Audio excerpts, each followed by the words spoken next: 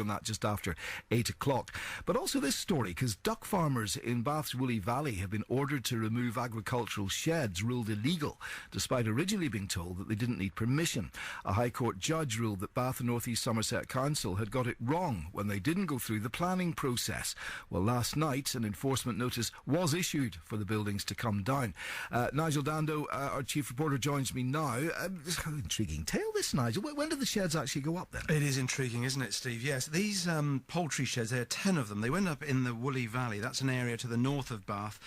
These structures went up around about 3 years ago, and they were put up by a company called Valley Paddocks. Now, this whole site is in an area of outstanding natural beauty, and it's also part of the green belt around Bath. These structures look like green polytunnels. They're said to be clearly visible from a number of locations. The company, as part of its business use for the area, also put up a large static caravan for use by farm workers. A pond was created for the ducks, and a 1 kilometre long concrete track was also built to gain access to the site. Now, why did the council then say they didn't need planning permission? Well, when the company asked if they needed permission for all these things to be built, Bath and North East Somerset Council said no, because the understanding was that all these things would be temporary structures, and quite often temporary structures in the countryside don't need planning permission. It's not relevant, according to the council. However, the campaigners in the area who wanted to protect this area of outstanding beauty, they argued that these structures were going to be there for some time and that they should be subjected to planning law. So this all went to the High Court last summer, and at the end of the day, a High Court judge actually agreed with the protesters. So at that point, Bath and North East Somerset Council then had to go through the planning process. There was a meeting last month to consider a formal planning application for these buildings to be sited in the valley. However, when the council, sitting as a planning committee, considered this application, they ruled that these schemes would have what they deemed to be an adverse impact on the area, and that they would actually harm the openness of the green belt. And so they refused it. This was as far as the buildings were concerned. As far as the pond and the concrete track are concerned, the council have recommended that the company should reapply for retrospective planning permission for those two parts of the development. Right. So, what about the farmers themselves? What do they say about this? Well, the person who speaks on the company's behalf is Mark Willis. He's a town planner from Chippenham, and he says that the company is willing and has been willing to do everything that the council asks of it, and that therefore it will abide by the enforcement notice. However, what he says, well, they didn't really need to go through enforcement action because the company accepted that these buildings were illegal and would have come down anyway. The campaigners, for their part, argue that the company hasn't always complied with the rules in the past. That's their case. However, Mr. Willis says that Valley Paddocks has accepted that duck farming isn't now feasible in that part of the West Country, although he argues that it would have been a unique free-range setup. Yeah, we'll hear from him later on in the programme live. What, though, has happened to the innocents in all this? The ducks, then, Nigel? Well, that's right. There were 10 sheds altogether. We understand that 4 sheds were in use, each of them housing up to 750 ducks. The plan was for the ducks to have laid eggs there, and then from 16 weeks old, when they were until they were 2 years old, that was when they'd be then used for meat. However, we've been told that all the ducks have now been slaughtered because of the need to pull these buildings down. All right, thank you very much indeed for that. Well, Robert Craven is from the Woolley Valley Action Group, which campaigned against this idea. Joins me in the programme. Robert, good morning. Good morning. Quite a tale, this, isn't it? And at the end of the day, I suppose, you know, these are farmers, aren't they? So people you should maybe have, a little bit of sympathy for. Well, I think the clue might be in Mark Willis's title, which is a town planner. And Mark Willis, at the beginning of all this, was quoted in no less than the Sunday Times saying that they used alpacas, which is what they originally had on the for the farm site. They were going to have alpacas. And he said in the Sunday Times that on 35 occasions they put alpacas onto land and have succeeded in getting farmhouses. So it seemed that there may have actually been possibly an ulterior motive going on. Well, it's hard to talk about ulterior motives because we don't know the full facts of all that. But I suppose the facts that we can go on are the fact that Baines said that they didn't need this planning permission in the first place. Yeah, it started off with retrospective planning permissions being put in place, which have been rejected. Or rather, 11 of them were rejected by Baines.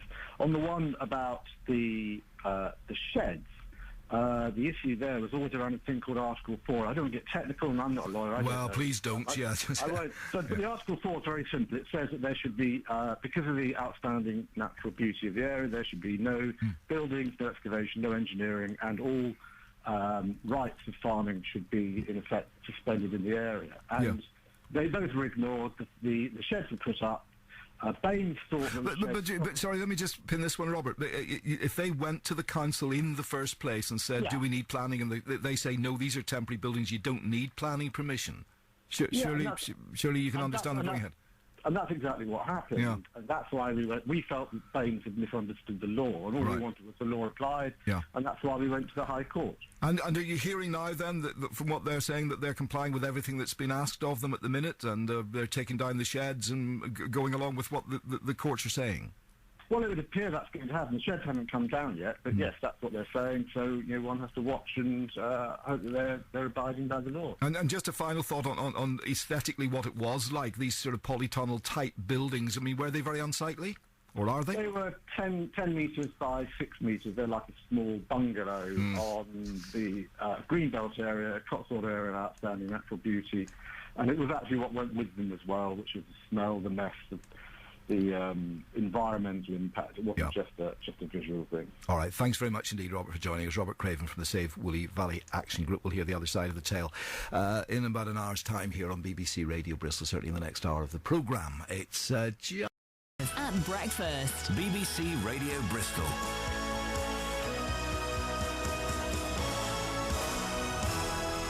20 minutes to 9 o'clock on BBC Radio Bristol. Now, duck farmers in Bath's Woolley Valley have been ordered to pull down agricultural buildings ruled illegal. Bath and North East Somerset Council had originally told the farmers they didn't need permission for sheds to house hundreds of free-range ducks, but a High Court judge ruled that was wrong and planning permission was refused. Last night, they were told they decided to start legal proceedings to ensure the sheds came down. Mark Willis is a town planner from Willis & Company Consultants who speaks on behalf of the farmers at the site and joins me on the programme now. We'll talk presently to Councillor Jerry Curran, Chair of the Development Control Committee on Baines Council. Mark Willis, good morning. Morning, Steve. Just going back to what the Action Group at Woolley Valley said, they said, there we are, you've got a town planner speaking on behalf of the farmers. That sort of shows their intent. Why is a town planner speaking for these farmers? Because if you want to set up a new farm in the countryside, or you want to develop a farm in the countryside, these days you need planning permission for that, and it's an area that Willis & Co particularly specialise in, as well as a chartered town planner. I'm also a member of the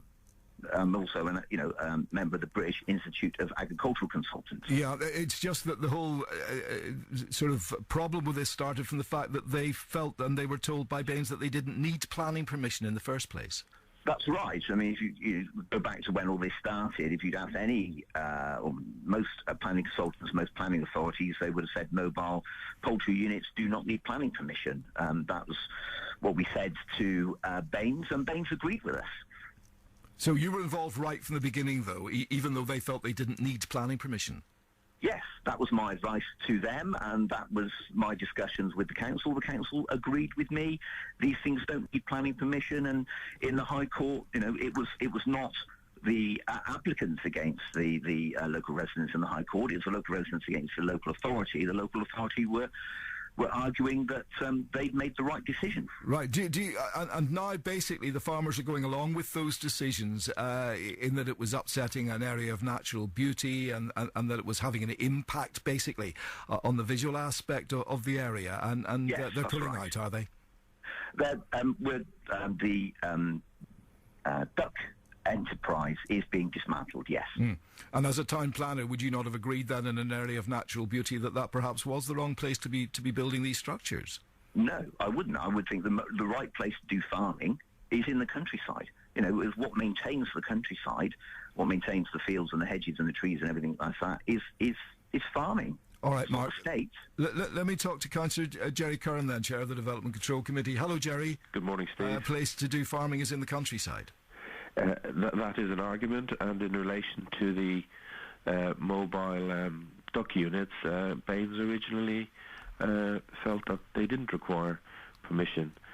Subsequent to the court ruling, we had to change our view on that, which has led us to where we are today. And we were pleased to hear yesterday that, in fact, the ducks have gone from the site and the sheds are being the ducks cleaned. are dead, aren't they? I heard that this morning on your earlier piece, and as you say, as was pointed out, all ducks involved in food production eventually are slaughtered, and that would appear to have happened here. Yeah, slaughtered earlier than they were intended. This has been a terrible mess, though, isn't it? Did Baines get this wrong in the first place, then, Jerry? It has been a complicated one in that there was other issues other than just the mobile poultry units. There was a mobile home and a stock pond and a track, etc. But in relation to the mobile duck units, yes, we did get that wrong. The court ruled that they did constitute development and did require planning permission, which was subsequently refused on the 8th of May this year. And so very quickly we came back with an enforcement report, and members were pleased to hear yesterday that the ducks had gone, the sheds were being cleaned prior to removal, and that the caravan and the shed and the shipping unit and the lambing shed would all go as well. So you've had this enforced upon you, really, haven't you, as Baines? Because at the beginning you thought that this was fair enough to have these buildings here. So do you have a bit of sympathy then for the duck farmers? A bit of sympathy, and you know, many people would accept the argument that the countryside is the place for agriculture. Agricultural activities take place, and agricultural activities sometimes require, equipment and buildings, etc.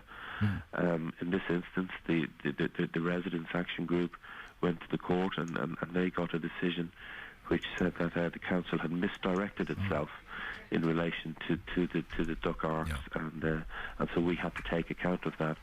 All right, and you're happy basically now that there's no further controversy, that the farmers are pulling out, and that's the end of the story? Yes.